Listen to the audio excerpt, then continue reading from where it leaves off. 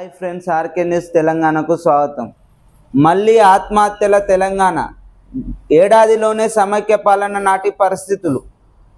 10 సంవత్సరాల తెలంగాణ వచ్చిన కాంచెల్లి రైతులు ఎంతో సంతోషంతో ఉన్నారు. కాంగ్రెస్ ప్రభుత్వం వచ్చి సంవత్సరం కాలే గత సమైక్య పాలన నాటి పరిస్థితులను ఎదుర్కొంటున్న తెలంగాణ ప్రజలు. అప్పుల పాలైన సాగు సర్కారు సాయం అందక ప్రాణాలు తీసుకుంటున్న రైతులు.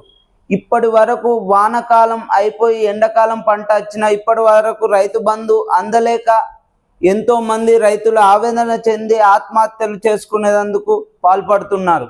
ఇది కాంగ్రెస్ ప్రభుత్వ పరిస్థితి. ప్రభుత్వ ఆర్డర్లు లేక నేతన్నలకు ఉరికొయ్యలుగా మారుతున్న మగ్గాలు. గత ప్రభుత్వం నేతన్నలకు ఆర్డర్లు ఇచ్చి వాళ్ళను చేదోడు వాదోడు ఉండేది. సంవత్సరం నుండి కాంగ్రెస్ ప్రభుత్వం వచ్చి దసరా పండుగలకు చీరల ఆర్డర్లు ఇవ్వలేక నేతన్నలు ఆవేదన చెందుతున్నారు. ఇది కాంగ్రెస్ ప్రభుత్వ పనితీరు విధానం. ఉచిత బస్సు ప్రయాణంతో ఉపాధి కోల్పోయిన ఆటో డ్రైవర్ల బలన్మరణ. ఉచిత బస్సు ప్రయాణం పెట్టడం వల్ల ఆటో డ్రైవర్ల కుటుంబాలు రోడ్డున పాలైంది. ఎందుకంటే ఇప్పటి వరకు వాళ్లకు సంవత్సరానికి 12,000 చొప్పున ఇస్తానన్నారు. అది కూడా ఇవ్వలేక ఆటో డ్రైవర్ల కుటుంబాలను రోడ్డున పాలు చేసిన కాంగ్రెస్ ప్రభుత్వ పనితీరు విధానం. సుదుమైనంత భూమి కూడా ఇవ్వం తెగేచి చెప్తున్న లగ్చర్ల గిరిజన కుటుంబాలు.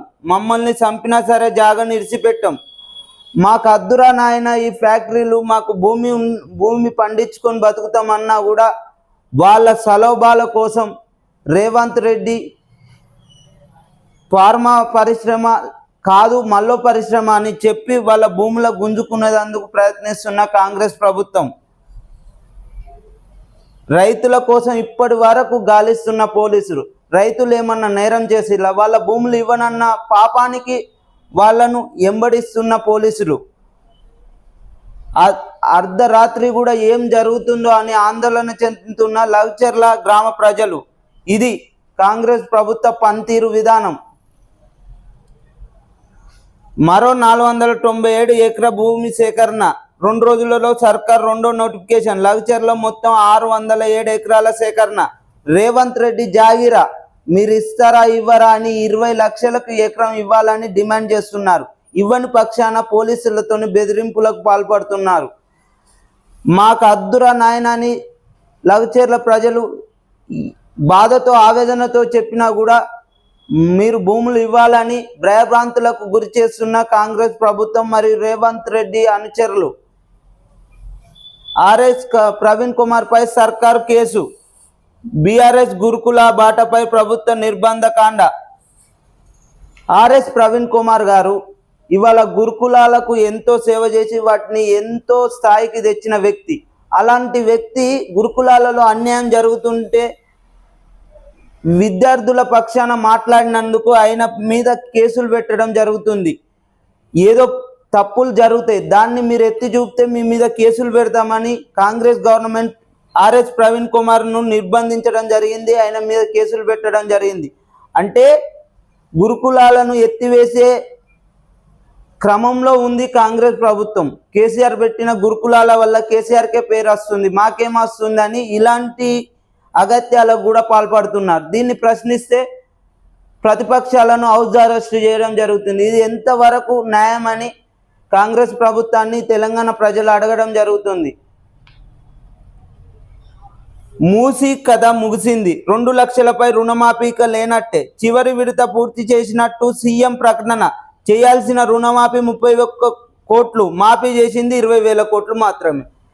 ఎలక్షన్ ముందు 31 కోట్ల రుణమాఫీ చేస్తామని చెప్పిన రేవంత్ రెడ్డి ఇప్పటి వరకు 20 కోట్లే చేసి చేతులు దులిపేసుకోవడం జరిగింది. అంటే ఇంకా 11 కోట్ల రుణమాఫీ కాలే, కానీ పూర్తి స్థాయిలో రుణమాఫీ అయింది అని తెలంగాణ ప్రజలకు చెప్పడం జరుగుతుంది.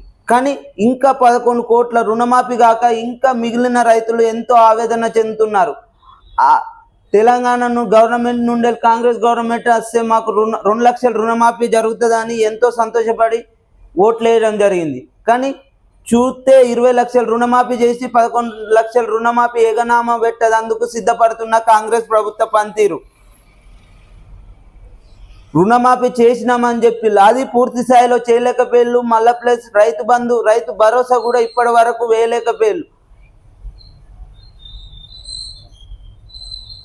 కృష్ణా బోర్డు చోద్యం, రాష్ట్ర సర్కార్ మౌనం, శ్రీశైలం ఖాళీ, నెలలోనే 93 టీఎంసీల నీటి మళ్లింపు.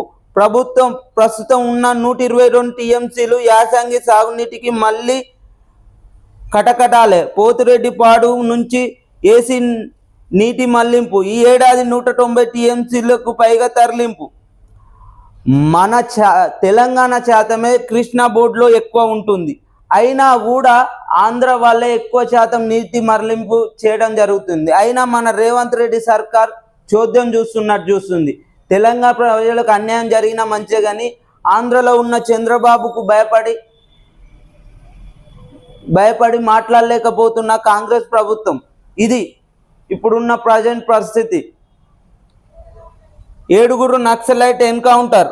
ములుగు జిల్లా చేల్పాక అడవుల్లో కాల్పుల మోత. మృతులలో మావోయిస్టుల కీలక నేత సహా 7.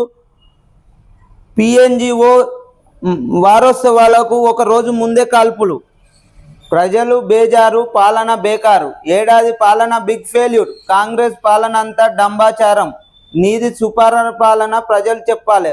ప్రజలెవరూ చెప్తలేరని కదా నువ్వే సెల్ఫ్ డబ్బా కొట్టుకుంటున్నావు. సంపద పెంచడం చేతగాక ప్రజలకు పంచలేక అడ్డదిడ్డంగా వాగుతున్నావు. ఎలక్షన్ ముందు 6 గ్యారంటీలు ఇవ్వడం జరిగింది రేవంత్ రెడ్డి గారు. ఆ 6 గ్యారంటీలు అమలు చేయక శాతగాక ఇప్పుడు ప్రతిపక్షాలు నిలదీస్తుంటే ఆయనే సెల్ఫ్ డబ్బా కొట్టుకోవడం జరుగుతుంది. మళ్ళీ ప్రతిపక్షాల మీద దాడులు చేసి ఎట్లా పడితే అట్లా మాట్లాడడం జరుగుతుంది. ఇప్పటి వరకు ప్రజలకు ఇచ్చిన హామీలో ఒక్క హామీ కూడా నిరూపించలేకపోతున్నారు. ఒక బస్సు ప్రయాణం పూర్తి తప్ప. ఇది ప్రజలు గమనిస్తున్నారు. కేసీఆర్ దీక్షతోనే తెలంగాణ ఏకం. ప్రత్యేక రాష్ట్రం మామూలుగా రాలేదు.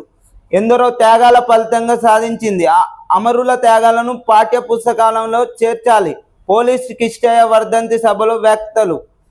అంటే ఆ రోజు తెలంగాణ ఉద్యమంలో కిష్టయ్య కూడా పాల్గొనడం జరిగింది. ఆయన ఎంతో త్యాగం చేయడం జరిగింది తెలంగాణ కోసం. అప్పుడు కేసీఆర్ దీక్షతోని కూడా ఏకం అవ్వడం జరిగింది. అలాంటి మరెన్నో వీడియోస్ కొరకు ఆర్కే న్యూస్ తెలంగాణ ఛానల్ను సబ్స్క్రైబ్ చేయండి, షేర్ చేయండి ప్లీజ్.